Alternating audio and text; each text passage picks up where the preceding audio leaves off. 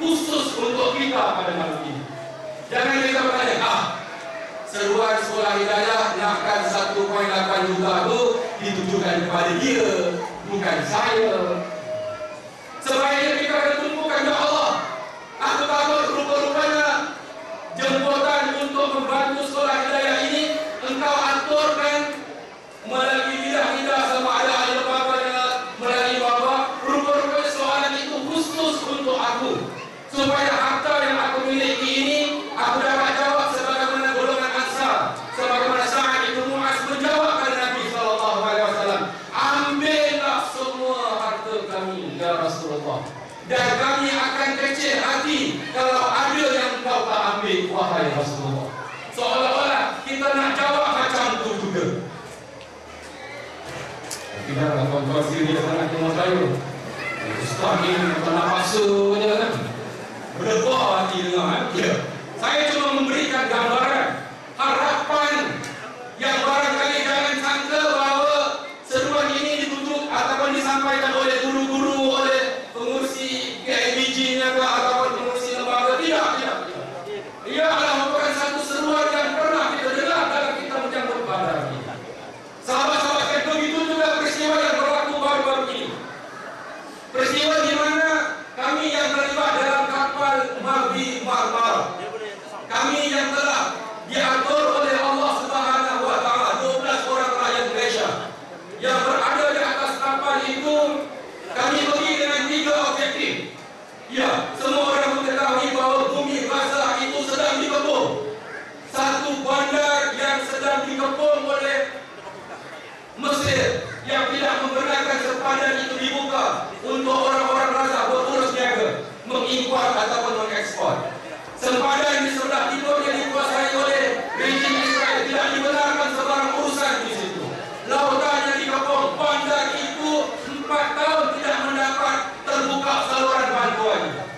Maka mesti ada sesuatu yang perlu dilakukan. Maka kapal Maghbi Marmara dengan membawa bekalan bantuan, membawa besi-besi construction simen untuk membina sekolah-sekolah, membina masjid, membina hospital yang telah dirobohkan itu.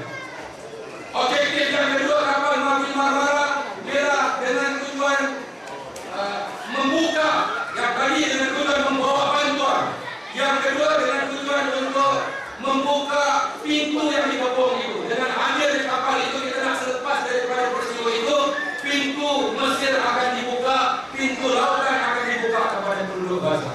Dan yang ketiga objektifnya ialah untuk menceritakan mata dunia.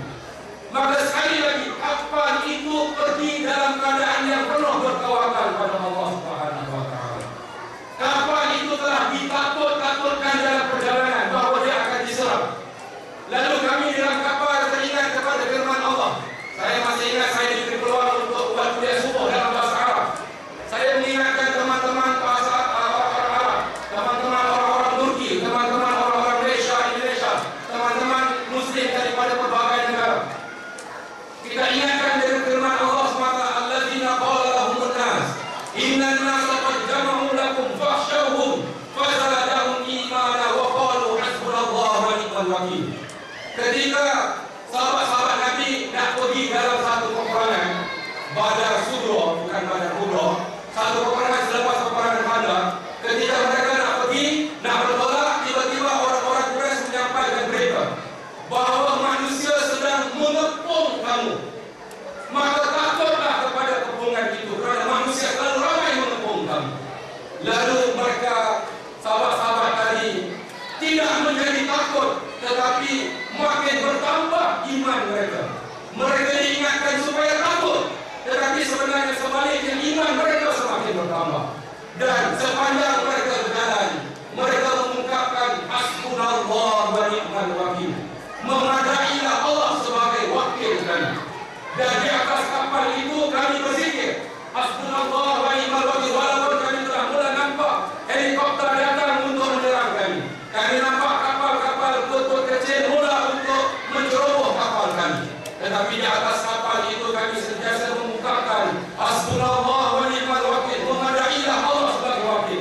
Dan alhamdulillah 9 orang yang syahid itu, mereka syahid dalam keadaan tersenyum, mereka syahid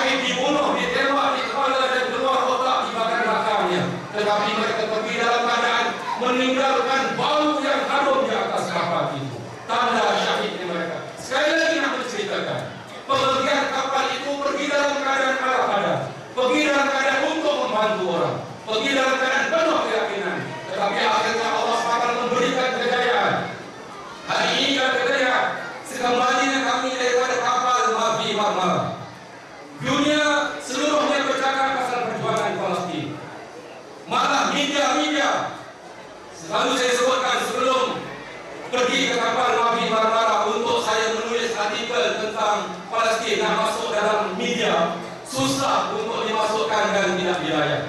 Tetapi hari ini alhamdulillah, barakah daripada usaha kecil kapal Nabi Marmara itu telah menyebabkan media hari ini mengejar mana-mana NGO Palestin. Alhamdulillah, tidak mestinya Aqsa Syarif. Mana-mana NGO Palestin mereka akan cari dan mereka akan bercakap, minta bercakap kawasan Palestin. Mereka datang merayu kami.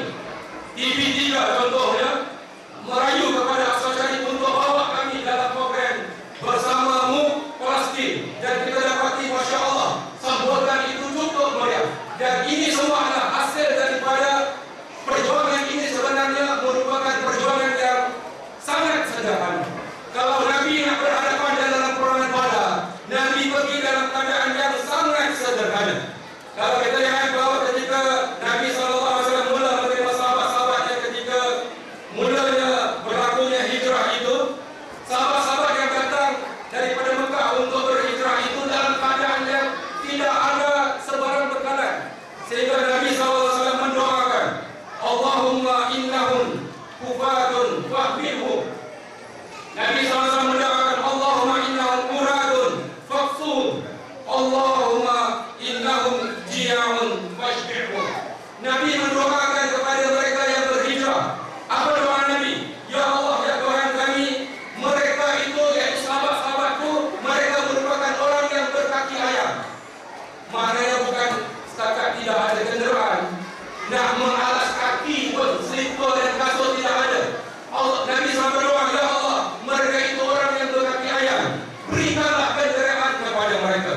Allahumma innahum muratun faqsun, mereka itu orang yang tak ada pakaian, tutupkanlah tubuh mereka dengan pakaian-pakaian yang lebih selesa. Wa innahum ji'aun fashbihum, mereka itu orang-orang yang lapar, kenyangkanlah mereka. Ia orang yang nak menyelamatkan manusia daripada dibakar oleh api neraka. Hidup mereka sangat sederhana. Sebab itu akhirnya Allah bantu mereka dalam peperangan Badar. Mereka ini orang yang tak ada pakaian, mereka ini orang yang tak berkasut dan berkenderaan, mereka ini orang yang selalu lapar. Nabi terpaksa mendoakan mereka itu untuk memperjuangkan bumi Palestin. Mereka-mereka yang pergi berjuang itu hidup mereka sederhana. Mereka tidak membawa bekalan pribadi, mereka tidak hidup dalam keadaan senang. Tetapi akhirnya Allah bantu